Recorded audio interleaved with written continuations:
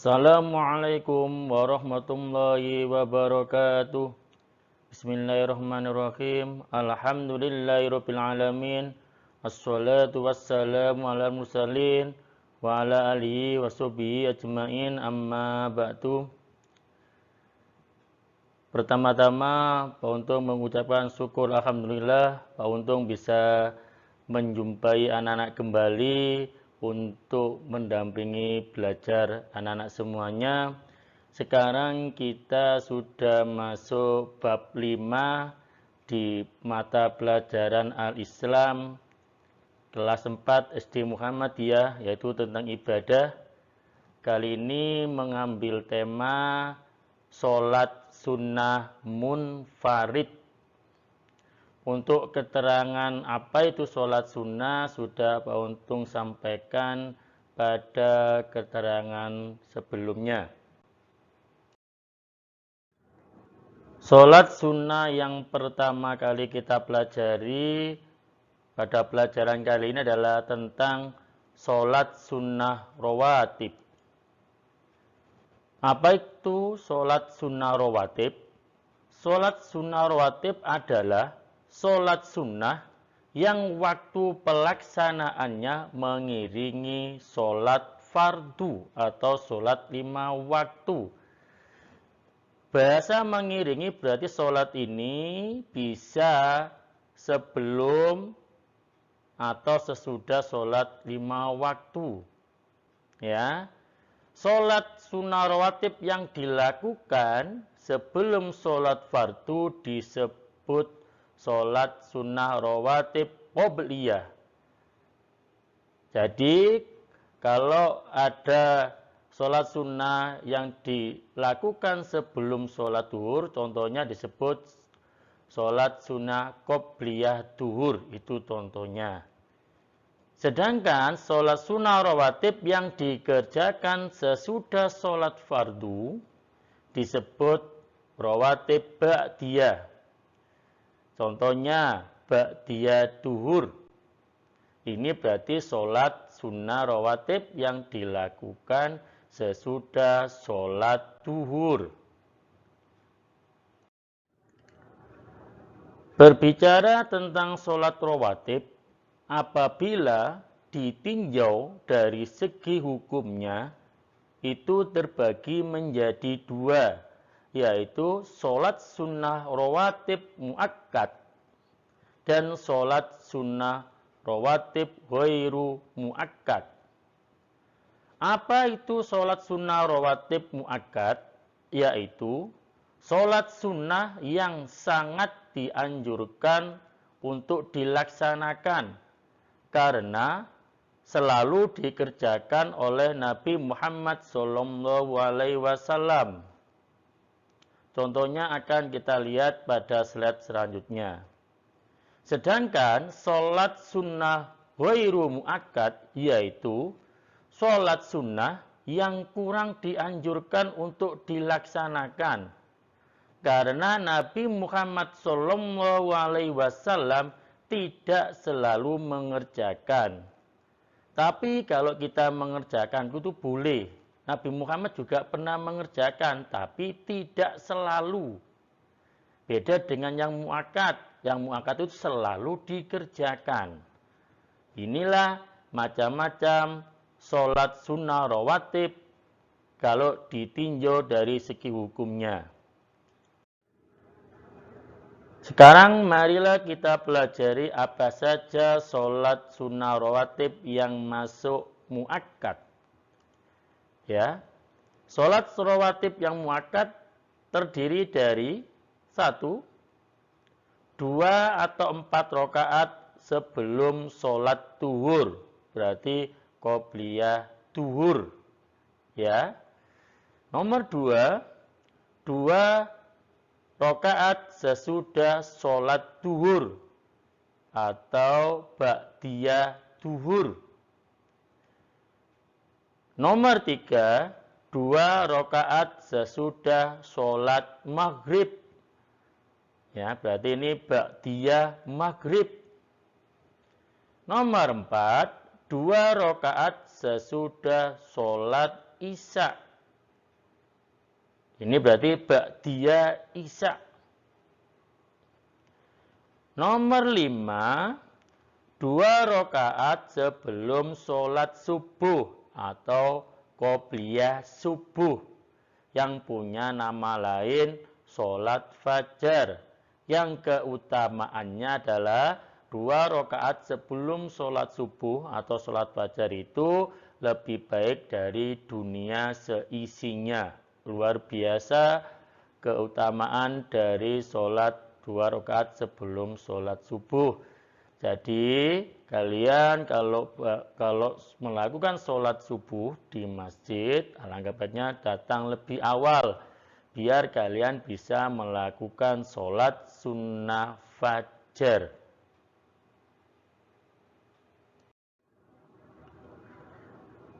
Sedangkan sholat sunnah rawatib ghairu muakkad antara lain 4 rakaat sebelum sholat asar. Berarti ini adalah qobliyah asar. Nomor 2, 2 rakaat sebelum sholat maghrib atau qobliyah maghrib. Nomor 3, 4 rakaat sesudah sholat isya. Untuk lebih jelasnya, mari kita pelajari, kita saksikan dan perhatikan tabel sholat sunnah rawatib berikut ini. Lihat, perhatikan di sini. Sholat subuh itu hanya mempunyai sholat qobliyah subuh. Atau yang tadi namanya adalah sholat fajar. Ya, ini. Ba'diyah subuh tidak ada. Jadi jangan ngarang-ngarang ya melakukan sholat sunnah ba'diyah subuh. Itu tidak ada aturannya. Subuh hanya mempunyai sholat qobliyah saja. 2 rakaat ini kategorinya adalah muakkad. Ya. Kalau sholat duhur itu mempunyai qobliyah dan ba'diyah.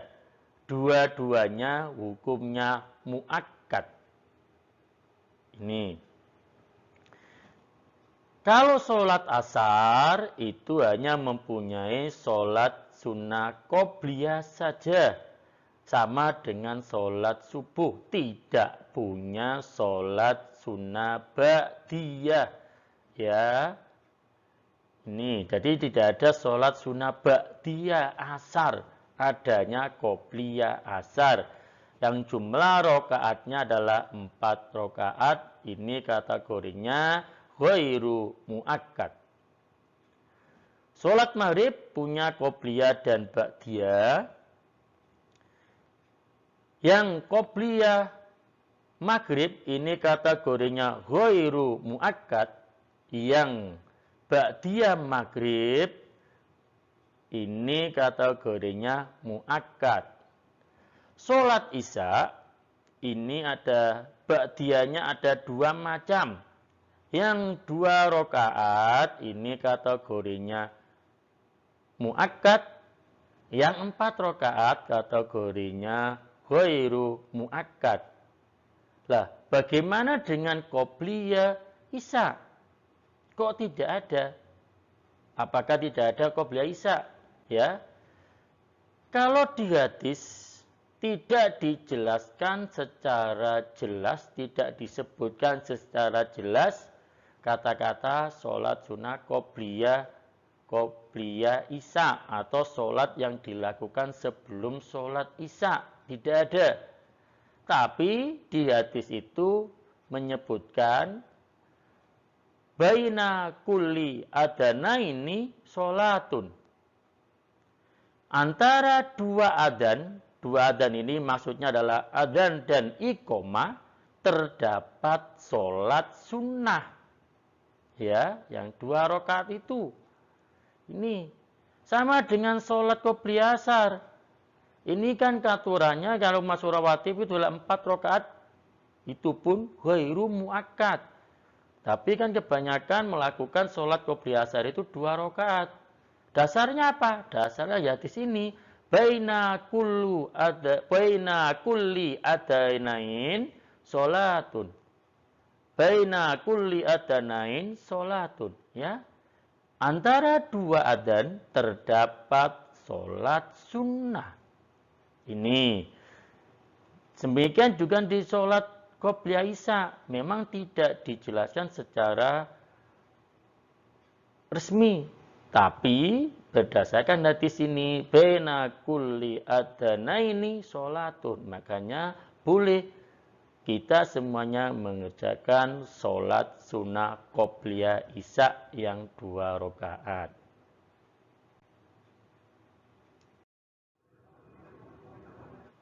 Setelah kalian belajar tentang sholat sunnah rawatib, kita masuk ke sholat sunnah berikutnya, yaitu sholat sunnah duha. Rata-rata hampir sekolah Muhammadiyah banyak sudah dibiasakan sholat sunnah duha sejak awal. Di SD Muhammadiyah Condong Catur mungkin kalian sudah mulai dibiasakan sejak kelas 1. Semester 2 sudah mulai dibiasakan melakukan sholat sunnah duha. Ya, apalagi sekarang kalian kelas 4 itu seharusnya sudah dibiasakan juga mengerjakan sholat sunnah duha. Apa sholat sunnah duha itu? Sholat sunnah duha disebut juga sholat sunnah awabin. Ini nama lainnya ya, nama lain sholat sunnah duha. Waktunya kapan? Waktunya mulai matahari sudah naik sepenggalah atau setinggi tonggak dan berakhir saat tergelincirnya matahari di waktu sholat duhur. Ini kalau berdasarkan matahari. Bagaimana Pak kalau mendung? Ya kalian lihat kalender. Di kalender itu sudah tertulis kapan mulainya waktu duha. Ya, kalau sudah masuk waktu duha silakan bisa dilakukan.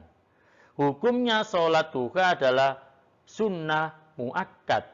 Ya, muakkad apa tadi? Sangat dianjurkan oleh Nabi Muhammad SAW. Ya. Sedangkan pelaksanaannya bisa sendiri atau munfarid, juga bisa berjamaah. Kebanyakan di sekolah-sekolah Muhammadiyah itu biasanya dilakukan berjamaah. Ini kalau dengan murid-muridnya, gitu ya. Ini. Jadi bisa munfarid, bisa juga berjamaah, itu sholat duha. Sedangkan jumlah rokaatnya bisa 2 rokaat, bisa 4 rakaat, bisa 6 rakaat, bisa 8 rakaat, atau sampai 12 rakaat.